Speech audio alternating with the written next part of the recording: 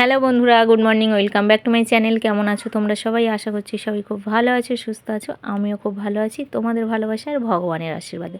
মামনিস ব্লগে নতুন আরেকটি ভিডিওর সঙ্গে জানাই তোমাদের সবাইকে অনেক অনেক ভালোবাসা, সুস্বাগতম। নতুন ভিডিওর সঙ্গে জানাই তোমাদের সবাইকে অনেক অনেক স্বাগতম। তো চলো বন্ধুরা, সকালে ঘুম থেকে উঠে পড়েছি, আর উঠে দেখছি প্রচুর প্রচুর প্রচুর পরিমাণে বৃষ্টি চলছে। অনবরত বৃষ্টি হচ্ছে, কোনো মেঘ নেই আকাশে, অথচ বৃষ্টি হচ্ছে। চলো তোমাদের সঙ্গে একটু বৃষ্টিটা শেয়ার করে দিই। দেখো কত বৃষ্টি হচ্ছে, শুধু দেখো এত বৃষ্টি হচ্ছে যে আমি বাইরে নামতে পারছি না, আর বাইরে কোনো কাজ করতে যেতে পারছি না। বাসনপত্র মাজতে তো আমার বাইরে যেতেই হবে, তো আমি বাইরে যেতে পারছি না বাসনপত্র মাজতে।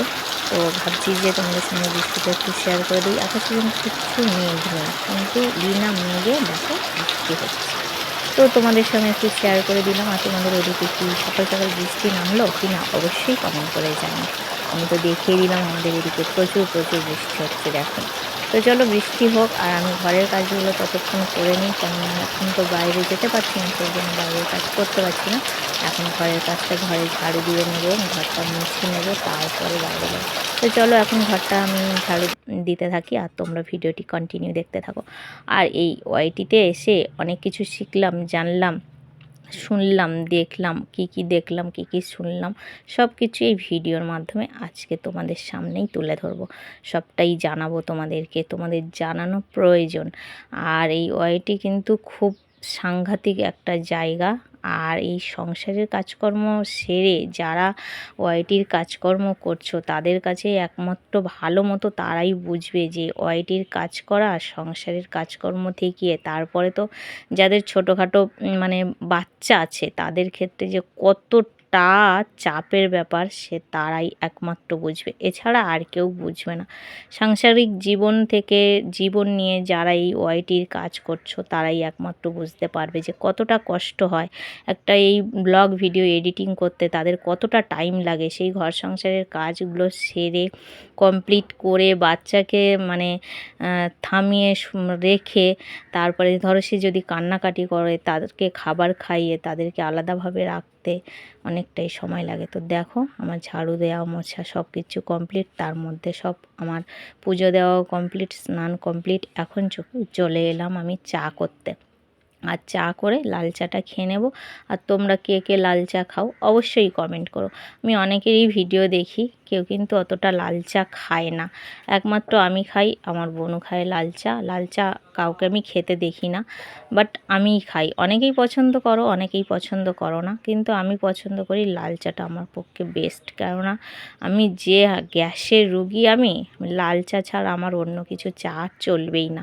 তো দেখো এখানে আমি চা নিয়ে নিয়েছি, আর দুটো বিস্কিট, আর হচ্ছে একটুখানি মুড়ি। এই খাবারটা খেয়ে আমাকে থাকতে হবে এখন দুপুর 2টো পর্যন্ত। আর 2টো পর্যন্ত না হলে আমার আর তো দুপুরের ভাত খাওয়া হবেই না, কেননা রান্না বান্না করব, তারপরে না ভাতটা খাবো। তো চলো আমি বিস্কিট আর মুড়িটা খেয়ে নিই, আর চাটা খেয়ে নিই। আর তোমরা কে কে এখনও সকালে খাবার খাওনি অবশ্যই কমেন্ট করেই জানিও, আর নইলে চলে এসো খেতে। তো তারপরে দেখো আমি চলে এলাম রান্না করতে। আর ভাত বসিয়ে দিলাম এক পাশে, আর এক পাশে পটল ভাজা বসিয়ে দিলাম। আর সত্যি কথা বলতে এই সাংসারিক জীবন নিয়ে আর ইউটিউব করা প্রচুর প্রচুর পরিমাণে চাপ হয়ে যাচ্ছে। আর যারা তো এখনও সাংসারিক জীবনে যাওনি, তারা ভাবছো যে সংসার জীবনে আমি যাই, গিয়ে দেখি কেমন মজা আছে।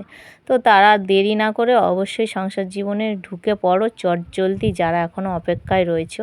তো আমরা সংসার জীবনে এসে আমরা বুঝতে পারছি কতটা চাপের ব্যাপার, আর তার মধ্যেও এই ওয়াইটির কাজ, বাপরে বাপ।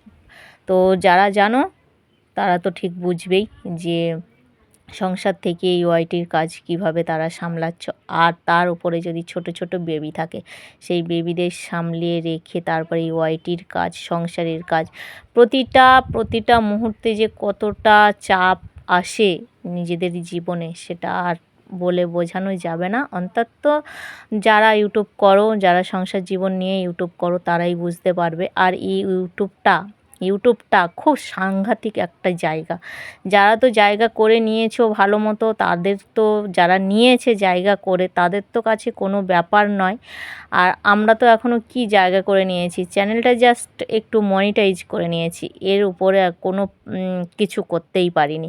পেমেন্ট তো থাক দূরে, জানি না পেমেন্ট মানে নিতে পারবো কি না, পেমেন্ট নিতে পারবো কি না সে কাজটা হয়তো এখন আমরা ঠিকঠাক মতো করতে পারছি না, আমি তো করতে পারছি না।